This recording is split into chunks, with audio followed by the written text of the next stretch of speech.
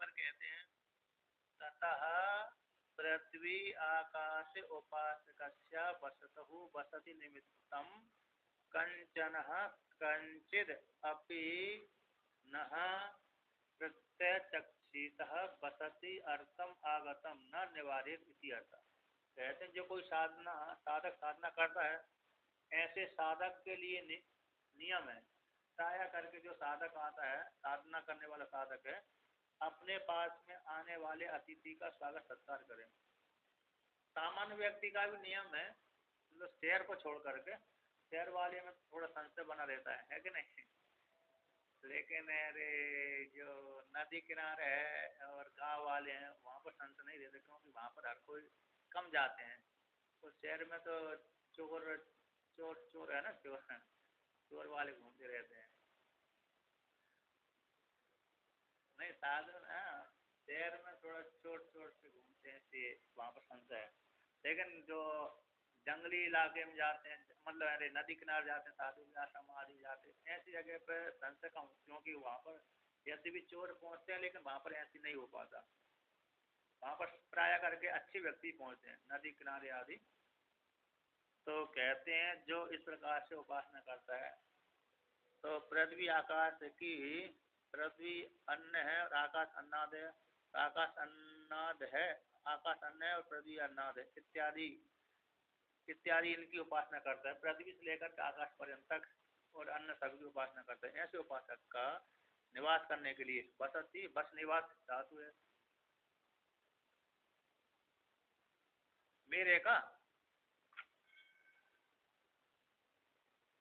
मेरी आवाज नहीं आ रही क्या?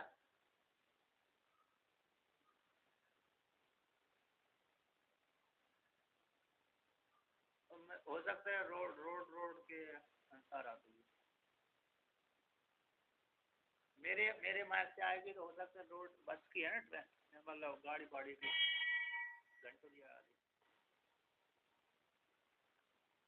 तो यहाँ पर कहते हैं तो ऐसा उपासक वे उपासना करने वाले व्यक्ति का बसतु बस निवास धातु है तो निवास करने अर्थ में कहते बसति निमित्तम बस वास करने के निमित्त में कश्चन कोई भी व्यक्ति साधक है हर कोई व्यक्ति नहीं मतलब विशिष्ट जहाँ से जान लिया जाता है तो हर किसी को रखेंगे तो फिर वो धर्मशाला हो जाएगी है ना।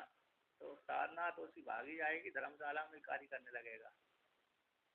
तो इस प्रकार से तो देख करके भी होता है। तो कैसन कश्चन कोई भी कंचित कथनचित है कंचित अभी भी लगा दिया तो इससे भी सिद्ध होता है कि कोई भी मतलब जो यात्रीगण हो उसके लिए न प्रत्यक्षिता यानी बसती बस निवास करने के लिए आया है तो न निवारण नहीं करना चाहिए।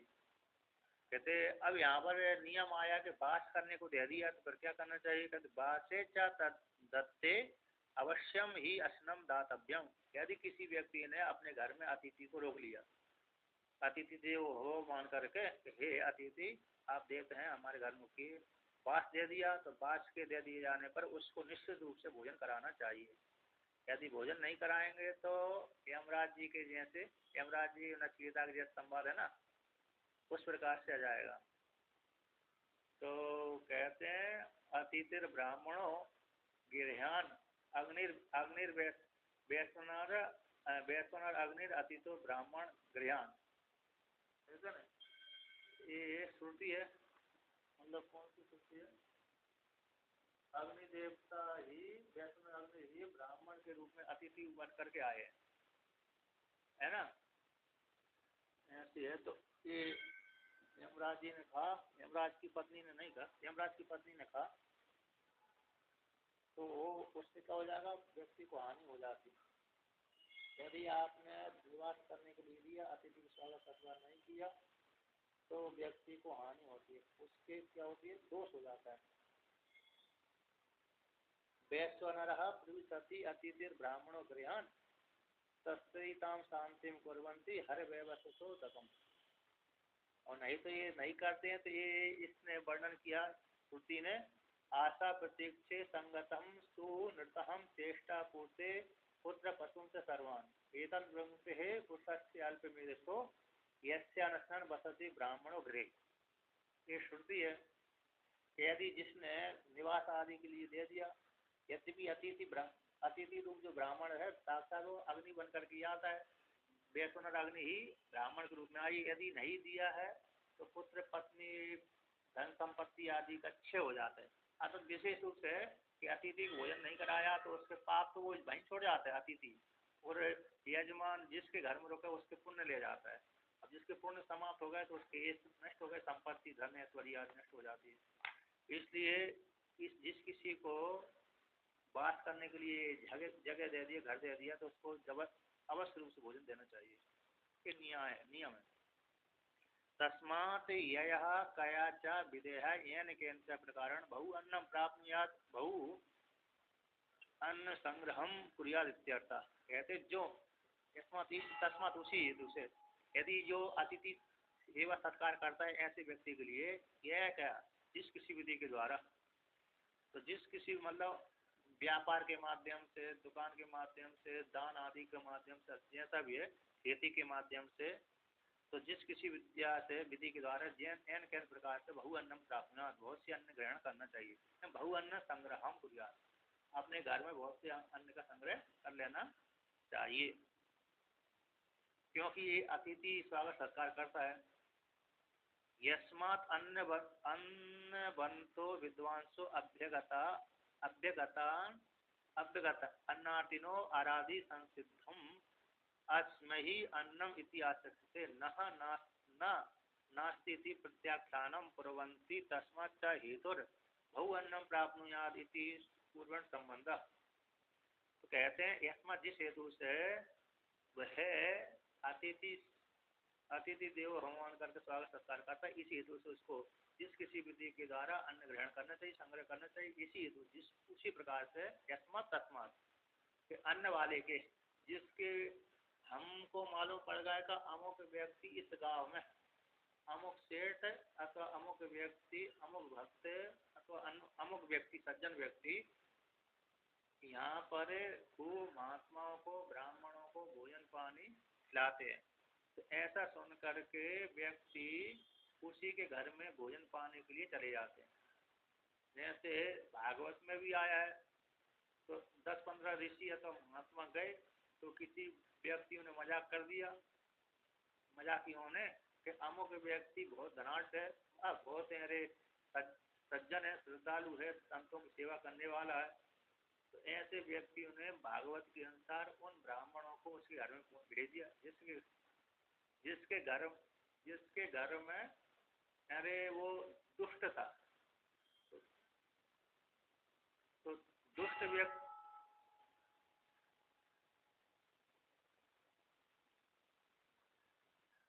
और अरे रोटी के नहीं, वो तो जिहादी है, जिहादी अलग होते हैं और सज्जन अलग होता है क्या नहीं। उनके विषय की नहीं, ये तो वो तो जिहाद फैलाते हैं, तो थोड़ी होता है। उनको आज से दे दिया तो फिर गड़बड़ नहीं हो जाएगा, है क्या नहीं। तो ऐसे व्यक्ति को नहीं होता। सज्जन व्यक्ति अलग ही होता है, दुष्ट व्यक्ति अलग ही होता है। तो यहाँ पर कहते हैं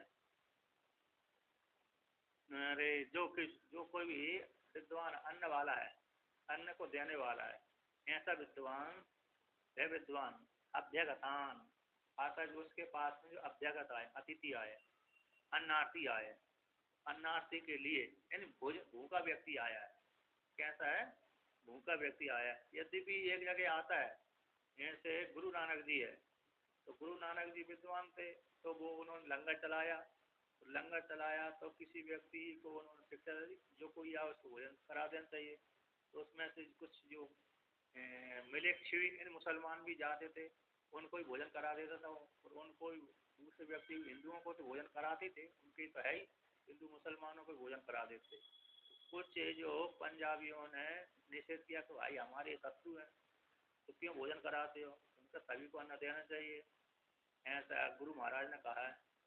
तो सारे शिकायत लेकर के अब पहुंच गए वहां पर, क्या किया जाए, है ना। गुरु नानक के विषय में आता है। तो फिर वहाँ पर उन्होंने थोड़ा कहा ठीक है अन्नार्थी को दे देना चाहिए, लेकिन अब इतना भी अन्नार्थी को नहीं देना चाहिए कि ये ऐसा भूखे को भोजन कराना चाहिए, लेकिन वो दुष्टता व्यक्ति दुष्ट ही व्यक्ति है ना। तो फिर बाद में एक दिन करा लिया थी, एक दिन दे दिया कोई बात नहीं, हर दिन बार बार आ तो निश्चित कर देना चाहिए। एक बार तो चलो दे दिया, भूखा है इसलिए दे दिया, अब वही व्यक्ति बार बार आ रहा है मांगने के लिए तो फिर नहीं देना चाहिए, क्योंकि फिर तो हमारे लिए खतरा ही हो जाएगा, है ना। तो इस प्रकार से नहीं तो समस्या हो जाएगी ना, बार बार ऐसे व्यक्ति को देंगे तो क्या हो जाएगा, हम तो बर्बाद, वो तो आबाद होंगे लेकिन हम ही बर्बाद हो जाएंगे। तो इसलिए अच्छे व्यक्ति को ही दान देना चाहिए, दुष्ट व्यक्ति को नहीं देना चाहिए। तो यहाँ पर कहते हैं अभ्यागता, जो अभ्यागत है ऐसे अन्नार्थी के लिए अराधि, अराधि संसिद्धम, संसिद्ध किया था, सम्यक सिद्धम, यानी आपके लिए अन्नार्थी के लिए ही भोजन बनाए, आप अभ्यागत अतिथि देवता के लिए ही मैंने अन्न की सिद्धि की है। अराधि राध संसिद्ध धातु है, तो वहां पर है लुंग लकार में अराधि शब्द बन जाता है, तो राध संसिद्ध मैंने आपके लिए अन्न पकाया है, इसलिए सिद्ध किया है, इसलिए अस्मयी इसके लिए अन्नार्थी के लिए अन्नम इतिहास से, हे अतिथि देवता मैंने आपके लिए ये अन्न तैयार किया है, सिद्ध किया है, इसी आप इसका भक्षण करिए। न कहते नास्ति न अस्तिति प्रत्याख्यानम न कुर्वन्ति, अन्न नहीं है ऐसी, मेरे पास में अन्न नहीं है, भोजन नहीं है, ऐसा प्रत्याख्यान न कुर्वन्ति न करे, तस्मात, है ना। तो दो नए कैसे होते हैं, भाव तो नास्ति नहीं है ना, अन्न नहीं है ऐसा प्रत्याख्यान, प्रत्याख्यान खंडन निषेध भगाए ना, आता न कुर्वन्ति प्रत्याख्यानम खंडनम न कुर्वन्ति, उसका निषेध ना करें अर्थात और उसको भोजन करा दे। तस्मात इसी हेतु से उसको निषेध नहीं करता, इसी हेतु से, तस्मात उसी कारण से, इसी हेतु तस्मात हेतु उसी हेतु के कारण, उसी कारण बहु अन्नम, ऐसे साधकों के लिए बहु अन्नम प्राप्त, बहुत से अन्न संग्रह कर लेना चाहिए। किसी पूर्व संबंध है, जो व्यक्ति अतिथि स्वागत सत्कार करता है उसके लिए अन्न एकत्रित करते रहना चाहिए। तो सामान्य व्यक्ति का ये अतिथि के लिए तो करना ही चाहिए, साथ साथ अपने परिवार के पालन पोषण के लिए भी अन्न भर के रख लेना चाहिए। यद्यपि मैंने अभी एक पुराण में कथा सुनी है, कैसी पुराण में अभी कथा पढ़ी थी मैंने, ब्रह्म पुराण में, एक बहेलिया ने जानवरों को मारता था, जानवर को अन्न करने को शिकार खेलने के लिए गया, तो उसने एक पक्षी का जोड़ा था, तो पक्षी का जोड़ा था, उसमें से पक्षी जोड़े में से एक उसकी मादा एक पत्नी को, कबूतरी को उसने पकड़ लिया, पकड़ करके पिंजरे में ले करके बंद करके वो रास्ते से आ रहा था, उसके घर जा रहा था, उसी रास्ते में भयंकर वर्षा हो गई, और वर्षा हो जाने के पश्चात उसको, अब महाराष्ट्र का जो कथा थी, कहानी थी, मेरे नैमिषारण्य वहाँ की गोदावरी नदी किनारे, यानी नासिक की त्र्यंबकेश्वर महादेव के आसपास की कथा है। तो जैसे ही वो ब्रह्मगिरी पर्वत पर शिकार खेलने के लिए गया था, अन्य शिकार करने के लिए गया था, किंतु इतनी भयंकर बारिश हो गई, तो बारिश हो जाने के कारण वो उसको कहीं आश्रय नहीं मिला, तो चलते चलते ओला भी गिरने लगे, तो चलते चलते एक वृक्ष मिला, उस वृक्ष की शाखा पे, उस वृक्ष के नीचे जाकर बैठ गया।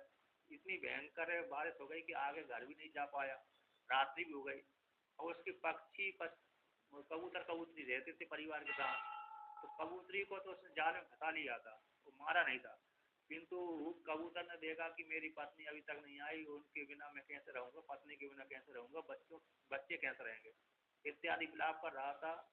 तो उसने, पत्नी ने उसकी कबूतरी की वाणी सुनी, कबूतर की वाणी सुनी, तो उसने कहा कि मैं यहाँ पर हूँ, बंदी हुई हूँ, तुम्हारे पास में एक अतिथि आया है, अतिथि अभी मूर्छित है, ठंडी कारण टुकड़ गया था, ओले गिर गए थे, परेशान हो गया था, इस अतिथि की स्वागत सत्कार करना चाहिए और विश्वास छोड़ना चाहिए, ऐसा उसने अपने पति को समझाया।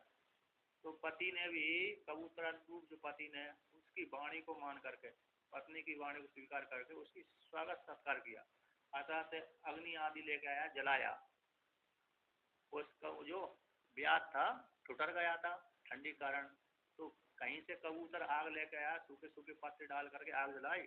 आग जलाने के पश्चात फिर उस कबूतर ने भूखा भी था जो अतिथि, अरे ब्याद, तो ब्याद को भोजन के लिए उसने अग्नि में प्रवेश कर गया कबूतर।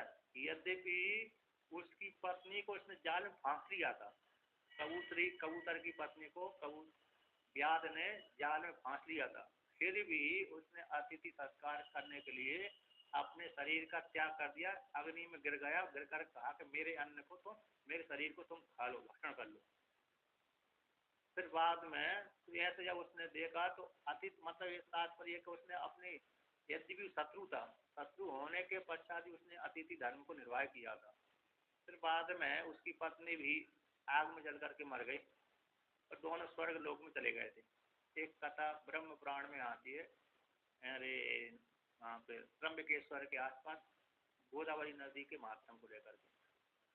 तो यहाँ पर कहते हैं, मतलब यदि शत्रु भी उसके पास में आया था, शत्रु की भी उसने स्वागत सत्कार किया था, ऐसा वहाँ पर ब्रह्म पुराण में आया। तो कहते हैं जो अतिथि सत्कार करता है ऐसे उसके लिए यदि, अरे किसको है ना, स्वागत सत्कार करना चाहिए।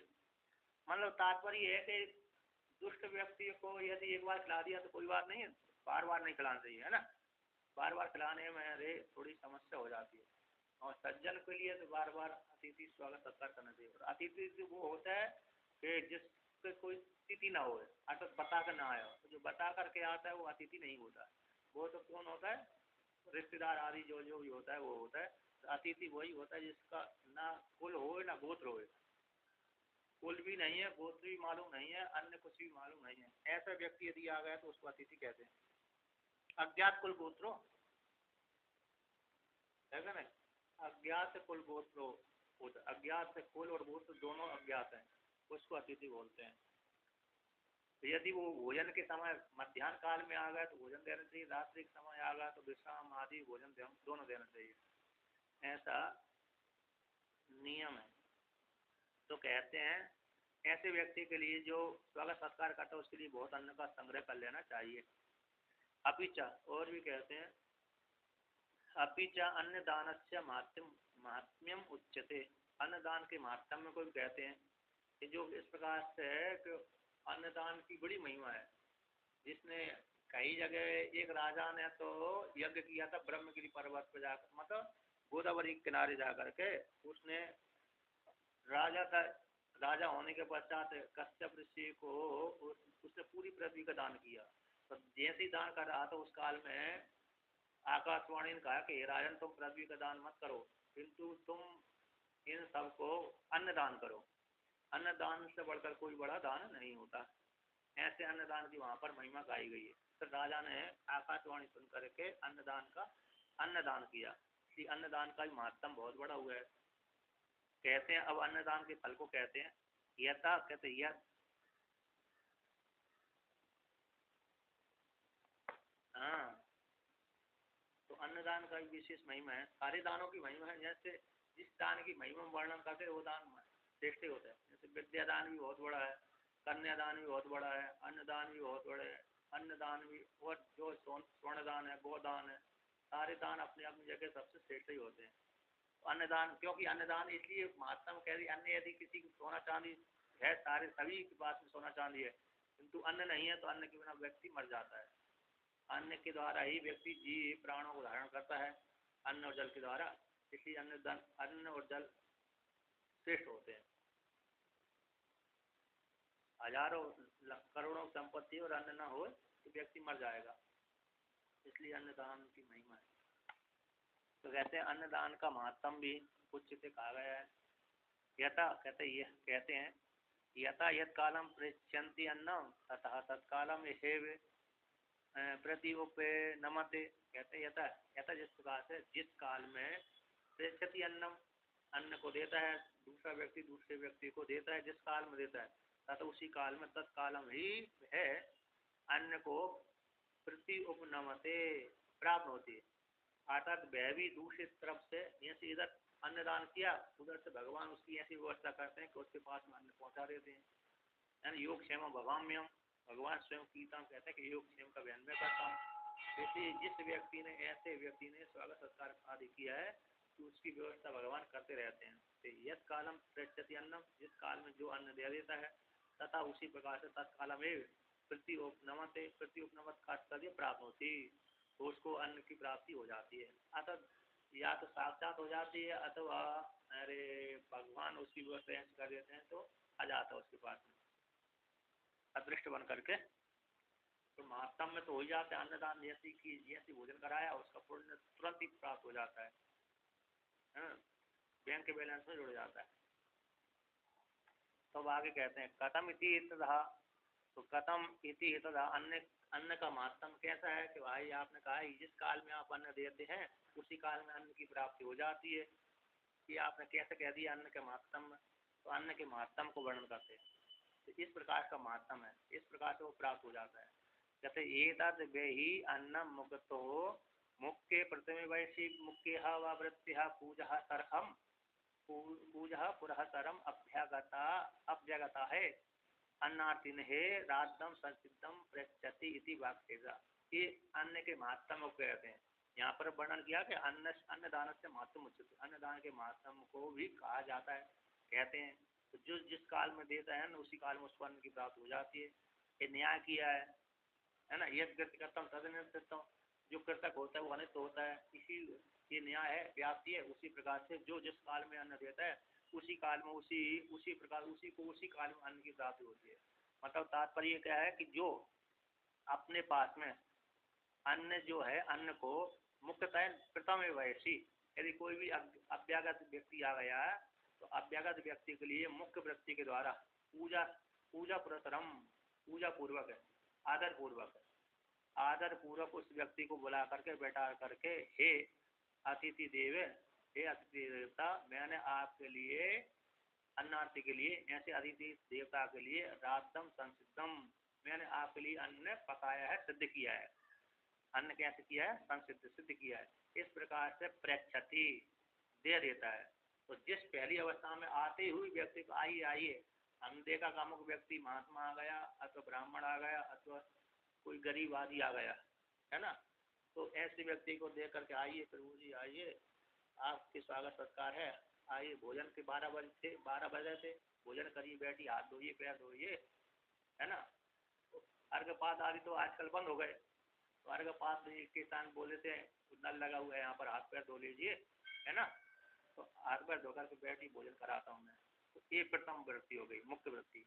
तो आते ही उसको हाथ पैर धुला करके मुख्य वृत्ति के द्वारा पूजा पूर्वक, मतलब वाणी के द्वारा, तो वाणी के द्वारा अथवा जैसे भी श्रेष्ठ व्यक्ति है तो उस प्रकार से अथवा सामान्य व्यक्ति रूप से पूजा पूर्वक वाणी के द्वारा प्रेम बताते हुए उस अन्नार्थी के लिए मैंने आपके लिए राद्धम संसिद्धम, रात का क्या किया है? भोजन को सिद्ध किया है। इसलिए इस प्रकार से पृच्छति देता है। तो बाघ शेषा, तो उससे क्या हो जाता है? तस्य किम फलम इति फलम स्यादिति उच्यते, उसका क्या फल होगा कि आए हुए अभ्यागत को अतिथि के लिए सबसे पहले दे देता है। कहते मुक्ता पूर्व वैसी मुख्य या वृत्ति अस्मै अन्नदानाय अन्नदाये अन्नम राधते यथा दत्तम उपतिष्ठते इति अर्थ। कहते प्रधान रूप से मुक्तैन, प्रधान रूप से पूर्व वैसी आते मुख्य वृत्ति के द्वारा अस्मै इस देवदत्त के लिए, अतिथि के लिए, अन्न देने वाले के लिए अन्नम राधते, जो अन्न को ग्रहण करने के लिए आए उसकी सिद्ध किया है। यथा दत्तम, जैसे उसने दिया था उसी प्रकार से उसके पास में उत्कृष्टते आ जाता है। मतलब कैसे? हमने अमुक व्यक्ति के लिए अन्न दे दिए प्रथम वृत्ति से, है ना। तो प्रथम वृत्ति से उसको दिया, तो यदि वही व्यक्ति प्रधान रूप से जिसने मुख्य वृत्ति के द्वारा जिसने दूसरे व्यक्ति को भोजन कराया था, ऐसे उसके लिए मुख्यतः पूर्व वैसे प्रथम अवस्था में जिसने प्रथम वृत्ति के द्वारा दूसरे अभ्यागत के लिए भोजन कराया था, ऐसे उस अभ्यागत को भोजन कराने वाले देवदत्त के लिए अस्मै अन्नदाय, इस अन्नदान करने वाले देवदत्त के लिए, यजमान के लिए अन्नम राधते, अतः अन्न सिद्ध किया गया है। अतः जैसा उसने पहले अपने पास में आए हुए अभ्यागत के लिए प्रधान रूप से अन्न दिया था, उसी प्रकार से यदि वह भी व्यक्ति दूसरे के घर में जाएगा, कैसे जाएगा? दूसरे के घर में जाएगा तो उसके पास में भी दूसरे व्यक्ति ऐसे ही आएंगे, आइए आइए बैठी बैठी प्रभु जी आपका स्वागत है सत्कार है, तो उसके पास में इंतजार करने की जरूरत नहीं पड़ेगी कि हमारे लिए भोजन बनाइए, हम बैठे हैं घंटे 2 घंटा इंतजार करेंगे, है कि नहीं। तुरंत थाली लग के आ जाएगी गरम गरम रोटी, है ना। ठाकुर साहब हमका नहीं पता है, गरम गरम गरम गरम गरम रोटी, गरम गरम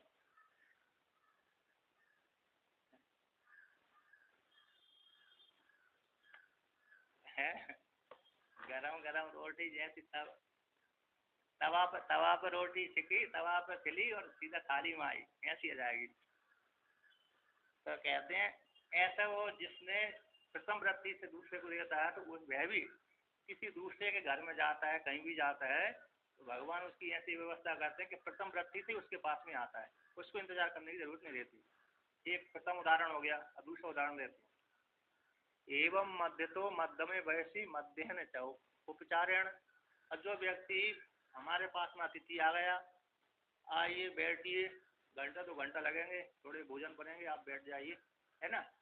तो ऐसी मध्यम वृत्ति, यदि भी भोजन बना हुआ है, भोजन बना के रखा हुआ है, फिर भी देरी करके भोजन करा रहा है, घर में पहले से उसकी घर वालों ने भोजन कर बना कर रख लिया है, फिर भी उसने बहाने से बना दिया, अभी बाद में करेंगे ऐसे, तो मध्यम वृत्ति से दूसरे व्यक्ति को देता है।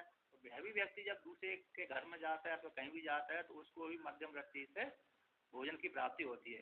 ये दूसरा उदाहरण हो गया। तथा अंत तो अंत्य वैसे जगन्हन उपचारण च उपचारण परिभवेन तथा एव अस्मि राधते संसिद्धम अन्नम। कहते उसी प्रकार से अंत को, अब हमारे पास में अतिथि आया है कि तो हमने उसको बहुत देखा कि जा ही नहीं रहा, तो मजबूरी में क्या कर रहा, भोजन कराना पड़े, ये तो बैठ ही गया। बोलते नहीं बोलते अमुक व्यक्ति, जैसे अब हमने तो 2 जने का भोजन बनाया था, आश्रमों में ऐसा होता है, कैसा होता है, आश्रमों में ऐसा होता है, हमने बनाया अपने लिए भोजन बनाया, एक दूसरे को लिया, 2-3 जने के लिए भोजन बनाया। अब 2-3 जने तो पहले से ही थे, अब तीसरा चौथा व्यक्ति ज्यादा आ गया। अब हमने सोची कि जाए तो हम भोजन करें, है ना, जाए तो, लेकिन देखा वो सामने वाले व्यक्ति जा ही नहीं रहा। अब मजबूरी में बोलना पड़ रही है, कहते रहो भाई भोजन कर लीजिए, लेकिन हम भी भूखे मर रहे हैं, वो भी भूखे मर रहा है। तो होता है ना, आश्रमों में कभी कभी होता है, जैसे घर में तो व्यक्ति अतिथि नहीं आता, लेकिन आश्रमों में आते रहते हैं, चाहे भगत जाए चाहे अरे महात्मा जाए। अब महात्मा आएगा तो उसको भोजन तो करानी पड़ेगी। यदि अतिथि कोई घर जीवन वाला आ गया, गाँव वाला आ गया, अथवा कोई भी वाला आ गया, देखिए ये तो जा ही नहीं रहा, तो मजबूरी फिर उसको बोलना पड़ती है। यदि अन्य पर्याप्त बनाया तो कोई समस्या नहीं है। अब पर्याप्त नहीं बनाया, 3-4 का गिना हुआ बनाया, जैसे घर में गिना हुआ बनाते हैं, ऐसे ही उसको गिना हुआ बना दिया तो समस्या हो जाएगी वहाँ पर। तो उसी को लेकर कहते हैं कि जिसने अंतिम वृत्ति से दूसरे को दिया है, वह भी व्यक्ति दूसरे के घर में जाता है, कहीं भी जाता है, उसको अंतिम वृत्ति से ही प्राप्त होता है। कहते अंत तो अंत्य वय में जघन्य घृणित है ना, जघन्य, जघन्य का तिरस्कार रूप है, तिरस्कार के उपचार से, परिभव से, थोड़ा स्वागत सत्कार नहीं किया, तो बिना स्वागत सत्कार के द्वारा उसने भोजन दूसरे को दिया, तथा एव उसी प्रकार से अस्मि इसके लिए भी राधते संसिद्धम अन्न, उसके उसी को भी उसी प्रकार से विवाह की प्राप्ति होती है भविष्य में होगी, है ना। वर्तमान काल में जैसा बीज बोएंगे उसी प्रकार फल फल काटेंगे, ये न्याय है। इस प्रकार जिसने जैसी वृत्ति से भोजन दिया उसी प्रकार से उसको भी भविष्य में उसी प्रकार की वृत्ति का भोजन प्राप्त होता है। अब ये उसका अन्न का महत्व प्राप्त हो गया। तो यहाँ पर कहते हैं ये प्रथम मंत्र का अर्थ हो गया। अब दूसरे मंत्र को लेकर कहते हैं या एवं वेदा, जो इस प्रकार से जानता है, इस प्रकार से अन्न की उपासना करता है, तो कहते हैं या एवं अन्न से यथोक्तम महत्यम वेदा तद दानस्य यथोक्तम फलम उपे नयत, जो इस प्रकार से अन्न के यथोक्त अन्न के महत्तम को जानता है कि अन्न इस प्रकार से हम दान करेंगे तो हमको इस प्रकार से फल की प्राप्ति होगी, तो इस प्रकार से अन्न के दान के महत्तम को जान करके धन कहते तद दान का, उस दान का यथोक्त फल भी उसको प्राप्त हो जाता है। उपनयत का अर्थ होता है प्राप्नुयात है, जैसे उसने दान दिया था उसी प्रकार से उसको जिस वृत्ति से उसने अपने पास में आयु हुए अभ्यागत को भोजन कराया, तो उसी प्रकार से वह भी कहीं दूसरी जगह जाएगा तो उसी प्रकार से उसकी भी स्वागत सत्कार होगी। अब कहते हैं इदानीं ब्रह्मण उपासना प्रकार मुच्यते। अब वर्तमान काल में ब्रह्म की उपासना के प्रकार को कहते हैं। तो क्या कहते हैं? क्षेम इति वाची। तो क्षेम किसको बोलते हैं? तो क्षेमो नाम उपास्य परिरक्षणम। क्षेम उसको बोलते हैं कि जो प्राप्त हो गया है उसका रक्षा करना। हमने 1 लाख रुपए कमा लिए, अब कमाने के पश्चात उसकी रक्षा नहीं करेंगे तो दूसरे पड़ोसी को मालूम पड़ गया अमुक व्यक्ति के पास में 1 लाख रुपए है, तो क्या हो जाएगा? मांगने आ जा सकते हैं। अथवा हमारे पास हमारे साथ चोरों ने देख लिया कि अमुक व्यक्ति इस रास्ते से जाता है और हर बार 1 लाख रुपए लेकर जाता है, तो बीच में रास्ता रोक के बैठ जाते हैं।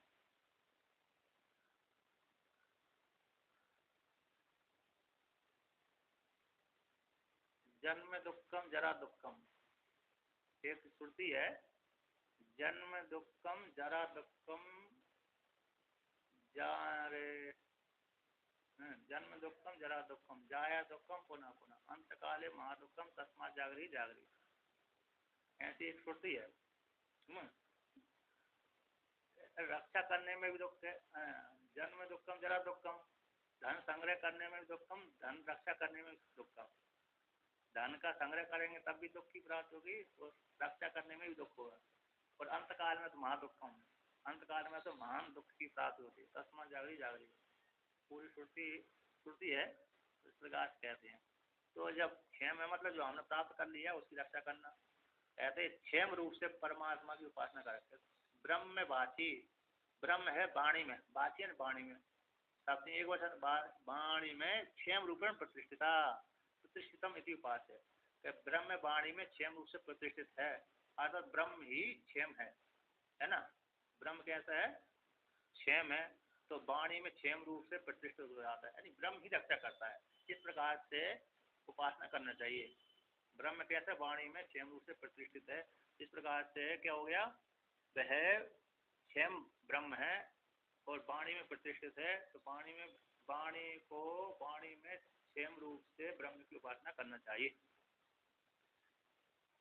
तो इस प्रकार से तो ब्रह्म की उपासना यहाँ पर विशेष है इन उपाधियों के द्वारा, इसके द्वारा इन उपाधियों के द्वारा ब्रह्म की उपासना करें। यानी ब्रह्म ही क्षेम है, क्षेम धर्म वाला, क्षेम गुण वाला है, ब्रह्म ही रक्षा करता है। कहता योग क्षेम इति, और योग क्षेम ही ब्रह्म है। तो योग को किसको बोलते हैं? योगो यानी अनुपात्य उपादानम। योग मतलब जो उपात्य नहीं है, हमारे पास में नहीं था, उसको प्राप्त करने की ग्रहण करना, प्राप्त करना, उसको योग कहते हैं। जो हमारे पास वस्तु नहीं है उसकी प्राप्ति कर लेना, उसको योग कहते हैं। अनुपात का उपादान, अनुपात का ग्रहण करना, उपादान का अर्थ होता है ग्रहण। तो जो प्राप्त नहीं थी वस्तु उसका ग्रहण कर लिया, उसको योग कहते हैं, और जो ग्रहण हो गई उसका रक्षा करना क्षेम कहलाता है। कहते हैं तौ ही योग क्षेमो प्राणापान हो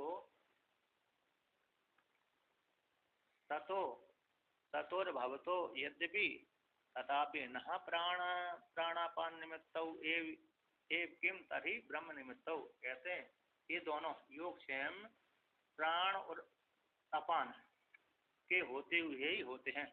योग क्षेम यदि हमारे शरीर में प्राण अपान नहीं है तो योग क्षेम नहीं होगा।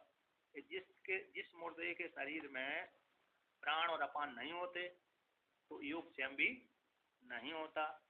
यद्यपि प्राण और अपान के होने पर ही योग क्षेम होते हैं, तथापि फिर भी कहते हैं तथापि फिर भी न प्राण अपान निमित्त, किंतु प्राण अपान के निमित्त ही योग क्षेम नहीं होते, बल्कि किम तरी कहते ब्रह्म निमित्त, ब्रह्म के होने पर ही योग क्षेम होते हैं, है ना। यदि जीवात्मा इसमें है ही नहीं है, किसमें? शरीर में, तो जीवात्मा रूप ब्रह्म शरीर में नहीं है तो ना तो योग होता है ना क्षेम होता है। इसी ब्रह्म को ब्रह्म निमित्त ही योग क्षेम होते हैं। अथवा परमात्मा अथवा जीव के स्थान परमात्मा ले लिया, परमात्मा नहीं है तो हट लुटेरे व्यक्ति के योग क्षेम को लूट लेते हैं। जैसे अफगानिस्तान में अरे परमात्मा ने उपयुक्त बुद्धि कर दिया तो जो भी हो गया, तो जहाँ जिन लोगों ने कमाया था उन लोगों के सारे लूट लिए, योगक्षेम दोनों ही लुट गए ना। तो इस प्रकार से तो यहाँ पर कहते योगक्षेम कैसे हो गए, दोनों रे परम नहीं आज छोड़ के तभी भागेंगे जब उनके ऊपर गोली चलाएंगे, छोड़ के भागनी पड़ेगी उन लोगों को, है ना। अब गोली नहीं चलाते तो कौन भाग, डर के मारे भागना पड़ रही है। तो कहते हैं तो इसलिए तस्मात् ब्रह्म योग क्षेमात्मन प्राणापानयो प्रतिष्ठितम इति उपास्यम, इस हेतु से ब्रह्म निमित्त ही योग क्षेम होते हैं। तस्मात् इस कारण से ब्रह्म योग क्षेमात् रूप से, ब्रह्म कैसा है, योग क्षेमात्मना रूप से प्राण और अपान में प्रतिष्ठित है। इसलिए प्राण अपान में कौन है, ब्रह्म ही योग क्षेम रूप से प्रतिष्ठित है। इस प्रकार से उपासना करना चाहिए। इन ब्रह्म ही कैसा है, योग क्षेम के रूप में प्राण और अपान में प्रतिष्ठित है, प्राण और अपान में प्रतिष्ठित है। इस प्रकार से योग क्षेम के माध्यम से प्रतिष्ठित है। इस प्रकार से उस ब्रह्म की इस रूप से योग क्षेम के माध्यम से उपासना करना चाहिए। ये दृष्टि हो गया। अब आगे कहते हैं एवं उत्तरेषु अन्येषु तेन तेन आत्मनः ब्रह्म एव उपास्यम। कहते हैं एवं उत्तर के ग्रंथों में, आगे श्रुति वाक्यों में भी, अन्यों में भी तेन तेन रूप से, प्राण रूप से, विमुक्ति रूप से, मानुषी रूप से, अन्य रूप से, ऐसे अन्य उस रूप से, उस उपाधि के साथ मिलकर के वह ब्रह्म ही उपास होता है। क्योंकि चेतन की ही उपासना की जाती, जड़ की उपासना नहीं होती। इसलिए जिस जड़ की उपासना कर रहे हैं उस जड़ में भी चेतन ही परमात्मा है, चेतन रूप परमात्मा विराजमान है। इसलिए स्वतंत्र जड़ की उपासना नहीं होती, बल्कि जड़ से ब्रह्म से युक्त होकर के जड़ की उपासना हो जाती है। अतः जड़ से युक्त होकर के ब्रह्म की उपासना होती है, जड़ से युक्त होकर के चेतन की उपासना होती है। स्वतंत्र जड़ की उपासना नहीं होती। तेन तेन स्वरूप से ब्रह्म ही वहां पर उपासना, तेन तेन उपाधि रूप से, है ना। तेन तेन सीधा सीधा उपाधि रूप, जैसे किसी ने अरे ईश्वर के विषय में आया है, वहां पर पंचदशी में और हृदय आदि उपनिषद में आता है कि ईश्वर, कोई व्यक्ति ब्रह्म को तो ब्रह्म मानते हैं, बहुत से ईश्वर को ही ब्रह्म मानते हैं, बहुत से इंद्रियों को ब्रह्म मानते हैं, बहुत से लोग अन्न को ब्रह्म मानते हैं, बहुत से इंद्रियों के बाद फिर पेड़ को ब्रह्म भगवान मानते हैं। कुछ पीपल को भगवान मानकर उसकी पूजा करते हैं। तो सीधा सीधा पीपल को अकेला नहीं पूजते, तो पीपल में भगवान है इस रूप से पूजते हैं, है ना। अब कोई भूत ही है, भूत को ही भगवान मानते हैं।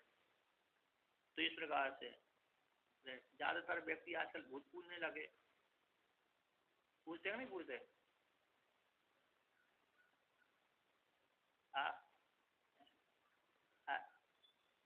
अरे आजकल तो भूत यूपी में ना, देखो कितने स्थान पर भूत ज्यादा पूजते हैं।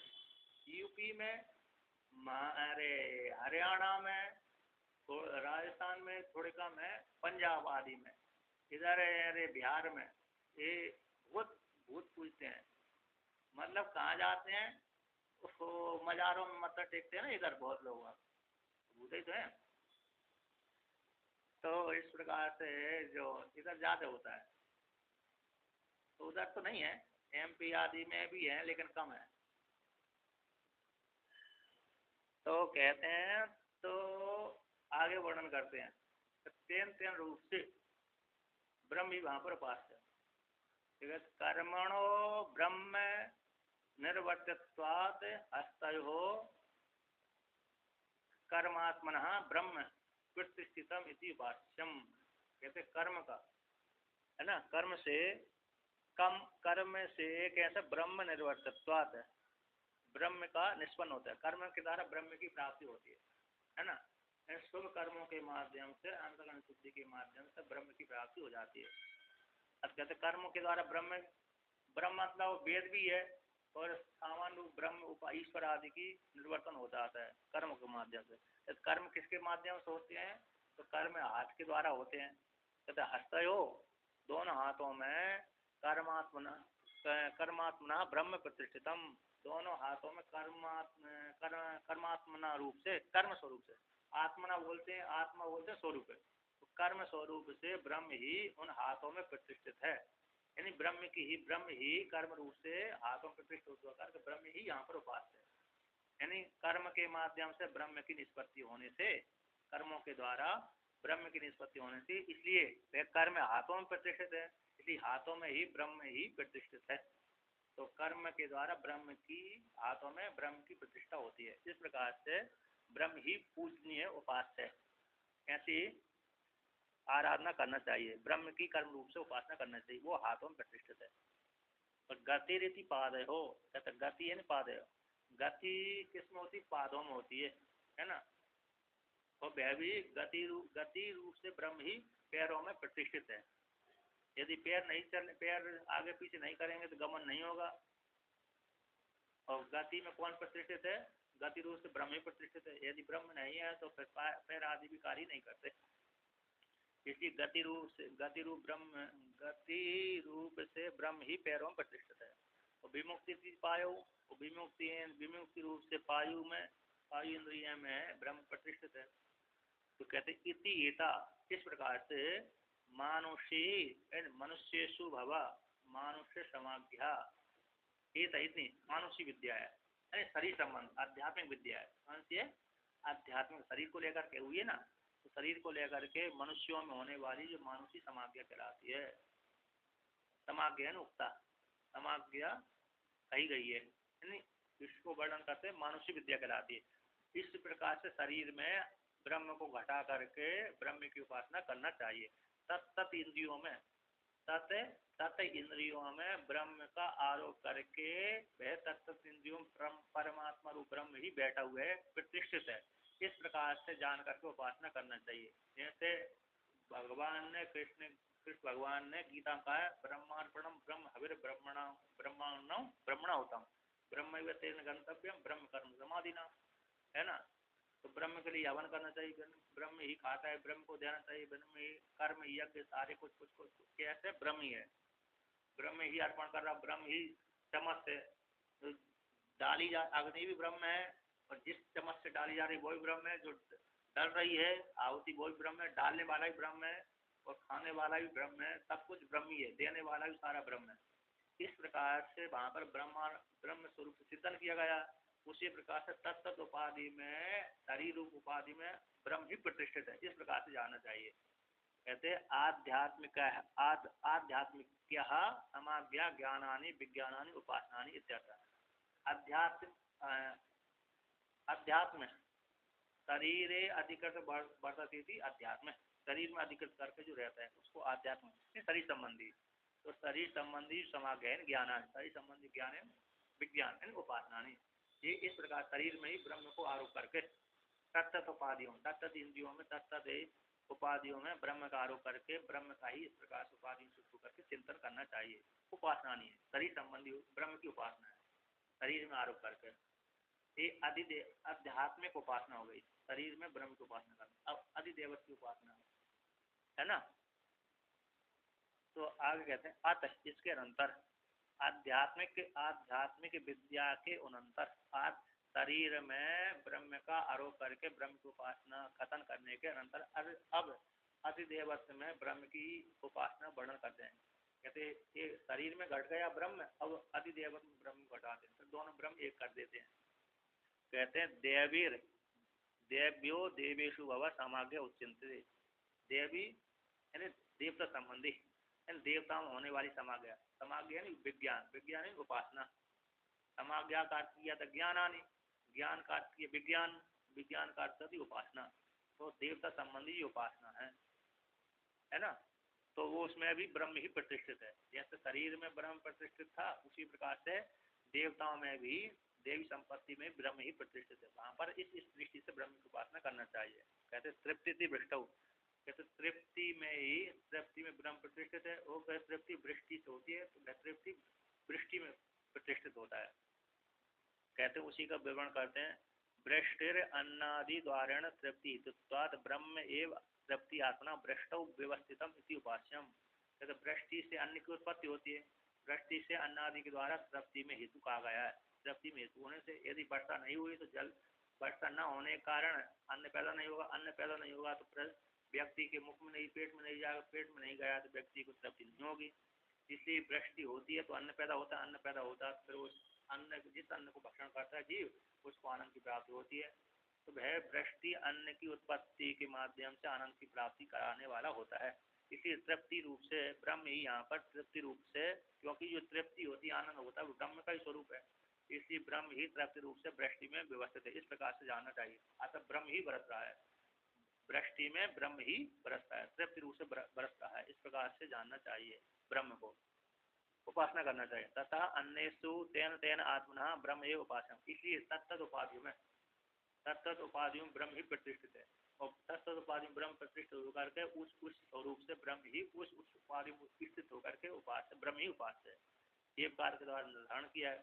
कहते तथा बल रूपण विद्युत, उसी प्रकार से बल रूप से विद्युत में बल रूप से परमात्मा ही विद्युत में प्रतिष्ठित है। इस प्रकार से जानना चाहिए। यह स्वरूप से पशुओं में परमात्मा ही प्रतिष्ठित है, यह परमात्मा है वह पशुओं में यह रूप से प्रतिष्ठित है। ज्योति रूपेण नक्षत्रेषु, कहते हैं वे नक्षत्रों में परमात्मा ज्योति रूप से प्रतिष्ठित है, ये परमात्मा का ही प्रकाश है ज्योतियों में। प्रजाति अमृतत्व, अमृतत्व प्राप्ति पुत्रेण ऋण विमुक्ष द्वारा आनंद सुखम इति एतत् सर्वम् उपस्थित निमित्तम ब्रह्म एव अनेन आत्मनः उपस्थित प्रतिष्ठितम इति उपास्यते। कहते प्रजाति अमृतम, जो प्रजा है पुत्र आदि अमृतत्व है, अमृतम अमृतत्व प्राप्ति, अमृतत्व की प्राप्ति पुत्र के द्वारा होती है। पिता को अमृतत्व की प्राप्ति यानी आनंद की प्राप्ति पुत्र के माध्यम से होती है। यदि व्यक्ति ने धन कमाया, करोड़ों की संपत्ति कमा ली, पुत्र नहीं हुआ तो दुखी हो जाता है। पुत्र अथवा पुत्री नहीं हुई तो है ना, पुत्र अथवा पुत्री न होने पर व्यक्ति दुखी हो जाता है। इसलिए पुत्र पुत्री को पैदा विवाह किया तो करते रहना चाहिए। कहते हैं पुत्र के माध्यम से ऋण मोह, जो ऋण है पितृ ऋण है उससे ऋण हो जाता है, अथवा और देव ऋण से ऋण हो जाता है। देव ऋण, पितृ, ऋषि ऋण, तीनों ऋण से पुत्र के माध्यम से हो जाता है। यदि पिता ने जो जो कर्म नहीं किए, बृहदारण्यक उपनिषद में आया है कि पिता कहता है पुत्र से कि हे पुत्र, मैंने इस लोगों को नहीं जीता, अब क्योंकि मेरी आयु समाप्त हो, ज्ञान नहीं हो पाया था इसलिए मैं नहीं जीत पाए, अब तुम जो मैंने नहीं जीते उनको तुम जीतना, इससे मैं तृप्ति आनंद का अनुभव करूंगा। ऐसे बृहदारण्यक उपनिषद में आता है। इसी वो मरते समय पुत्र को शिक्षा देकर के जाता है बृहदारण्यक उपनिषद में। इसी पुत्र के द्वारा सारे ऋणों से मुक्त हो जाता है, यदि अच्छा पुत्र से, है ना, नहीं तो खराब भी हो सकता है कभी कभी। तो कहते हैं पुत्र के द्वारा ऋण विमुक्ति द्वारा, पुत्र द्वारा ने ऋण के विमुक्ति के द्वारा आनंद है सुख की प्राप्ति होती है। कहते हैं ये सर्वम, ये सुख कैसे है, उपस्थ निमित्तम, जनन इंद्रिय के निमित्त को लेकर होता है। वहाँ पर जनन इंद्रिय में ब्रह्म ही अनैन आत्मा, इस रूप से ब्रह्म ही वहाँ पर है, उपस्थ इंद्रिय में इस रूप से उपस्थ इंद्रिय में प्रतिष्ठित है। इस प्रकार से चिंतन करना चाहिए प्रजापति रूप से, क्योंकि उसका ईमान ये तो प्रजापति है। अब आगे कहते हैं सर्वम ही आकाशे प्रतिष्ठितम, सब कुछ है जितना भी दृश्य प्रपंच दिख रहा है सारा दृश्य प्रपंच आकाश में प्रतिष्ठित है। अतः इसी सूत्र यत सर्वम आकाश से, जो आकाश में है तद ब्रह्म है उपास्यम, क्योंकि अरे सब सर्व शब्द परमात्मा का वाचक है, तो सर्व शब्द परमात्मा का वाचक तो वह सर्व आकाश संपूर्ण आकाश में प्रतिष्ठित है। इसी आकाश में ब्रह्म ही उपास्य है। आकाश भी व्यापक होता है, परमात्मा ही व्यापक होता है, इसलिए सर्व के माध्यम सर्व शब्द आकाश में प्रतिष्ठित होने कारण वह आकाश में सर्व नाम से परमात्मा ही उपास्य है। कहते सच्चा आकाश में ब्रह्म, तो वह आकाश ब्रह्म ही है। आकाश क्योंकि आकाश से परमात्मा से उत्पन्न हुआ है तो कार्य कारण अभिन्न होता है, इसलिए आकाश परमात्मा से उत्पन्न होने कारण वो आकाश से परमात्मा भेद नहीं है, व्यापक होने से दोनों। तस्मात् तत्सर्वस्य प्रतिष्ठा इति उपासिता, इसलिए सर्व की प्रतिष्ठा ब्रह्म है। ब्रह्म जैसे संपूर्ण जगत आकाश में प्रतिष्ठित होता है, उसी प्रकार से संपूर्ण दृश्य प्रपंच आकाश में प्रतिष्ठित हो जाता है। उसी प्रकार आकाश भी उस परमात्मा में प्रतिष्ठित होता है। पृथ्वी जल तेज वायु इस चार भूत आकाश में प्रतिष्ठित होता है, और वह आकाश ही परमात्मा में प्रतिष्ठित होता है। इसलिए तत्व है सर्व की परम तत्व परमात्मा कैसा है, उसकी सबकी प्रतिष्ठा है। इस हेतु से प्रतिष्ठा रूप गुण से परमात्मा ही वहां पर आकाश में उपास्य है। प्रतिष्ठा रूप से भी उपास्य और आकाश रूप से भी परमात्मा उपास्य है, ब्रह्म उपास्य है। प्रतिष्ठा गुण गुण उपासना प्रतिष्ठावान भवति। जो इस प्रकार से ऐसा साधक जानता है कि आकाश रूप ब्रह्म ही है ना, चिंतन करता है आकाश रूप ब्रह्म में, आकाश में ब्रह्म ही प्रतिष्ठित, परमात्मा ही इस प्रतिष्ठा रूप से प्रतिष्ठित है, तो संपूर्ण जगत उसी परमात्मा में प्रतिष्ठित है और मैं भी उसी परमात्मा में प्रतिष्ठित हूँ, इस प्रकार से उपासना करता है कि नहीं। जैसे आकाश संपूर्ण जगत आकाश में सब प्रतिष्ठित होते हैं, उसी प्रकार से आकाश ही परमात्मा में प्रतिष्ठित है और मैं भी परमात्मा में प्रतिष्ठित हूँ, व्यापक आकाश भी परमात्मा ही है। इस प्रकार से सभी जगत इसी परमात्मा में प्रतिष्ठित है, इस प्रकार से दृष्टि रखता है साधक। तो ऐसी उपासना से वो है भी संपूर्ण प्राणियों के मध्य में प्रतिष्ठा को प्राप्त हो जाता है। प्रतिष्ठावान भवति, प्रतिष्ठा गुण से उपासना करता है कि सभी सारे दृश्य पदार्थ जैसे अरे रस्सी सर्प की प्रतिष्ठा है, इस प्रकार से प्रतिष्ठा रूप से उपासना करता है, तो वह भी उपासना करने वाला साधक प्रतिष्ठा को प्राप्त हो जाता है। तो एवं इस प्रकार से पूर्वेशु अपनी पूर्व पर्यायों में, पूर्व में भी आगे सब में जो बचे हुए सब में कहते हैं यद यद तद अधीनम फलम तद ब्रह्म एव तद उपासना तदवान भवति दृष्टव्यम। कहते जो भी पूर्वों में भी यद जो भी यद अधीनम जो जिसके अधीन रहता है उसका वह फल, उसका तद अधीन फलम, कहते जो जिसके अधीन रहता है वह उसका फल है ना। एंड जो जिसके अधीन रहता है ना, जो जिसके अधीन रहता है, अधीन जिसके अधीन रहने वाला तो श्रेष्ठ है, तो उसका फल है तद अधीनम, अधीन उसका फल होता है। जिसकी उपासना करेंगे उसी के अधीन उसको फल की प्राप्ति होगी, तो तद वह ब्रह्म ही है ना। जैसे ब्रह्म के अधीन ही सब कुछ रहता है, कोई भी व्यक्ति ब्रह्म को छोड़कर नहीं रहता है। तद अधीन फल वो ब्रह्म, तद अधीन जो फल है वह ब्रह्म ही है। जिसके बिना फल की सिद्धि नहीं होती वह परमात्मा ही है, वह परमात्मा ही सबका फल है, सबको देने फल माता ऊपर से फल को देने वाला परमात्मा ही है। कहते हैं तद उपासना से, ऐसी उपासना से इस उपाधि का उपासना करने से तत्वान भवति, जान लेना चाहिए है कि नहीं। यहाँ पर यहाँ से भी पहले भी जो फल जहाँ प्राप्त हुआ वह ब्रह्म ही उस उपासना से तत्वान उस गुण वाला होता है। मतलब जो भी उपासना की गई है ना पहले पूर्व पर्यायों में, वह परमात्मा से ही फल वाला होता है, परमात्मा को छोड़ करके फल की प्राप्ति नहीं होती। फल मतलब उपस्थित सूत्र के अनुसार फल देने वाला परमात्मा है। किसी जो भी जिसके अधीन होकर उपासना करी है वह उपासना ब्रह्म की उपासना है, तो ब्रह्म से ही उस फल की प्राप्ति होती है। भगवान भी गीता में कहते हैं मैं उस साधक को उसके माध्यम से मैं ही फल देता हूँ। जिस व्यक्ति ने जिसको अपने इष्ट स्वीकार किया, चाहे देवता की पूजा करो चाहे किसी की पूजा कर तो मैं भी उस रूप से उस व्यक्ति को मैं ही फल देता हूँ, ऐसा गीता में वर्णन किया है। इसलिए तद वह फल देने वाला परमात्मा ही है, ब्रह्म ही सबका फल है, फल देने वाला है, तद वह ब्रह्म ही है। तद उपासना, उस ब्रह्म की उपासना से तदवान भवति, उस फल वाला हो जाता है, ऐसा जान लेना चाहिए। श्रुति अंतरात दूसरी श्रुति कहती है तम यथा उपास्य तदेव भवति, जो व्यक्ति जिस प्रकार से जिस देवता की जैसी उपासना करता है ना, जो साधक यथा उपास्य जिस देवता की जिस प्रकार से उपासना करता है तदेव भवति, वह साधक उसी स्वरूप वाला हो जाता है। ऐसे सतपथ ब्राह्मण में आया है ना।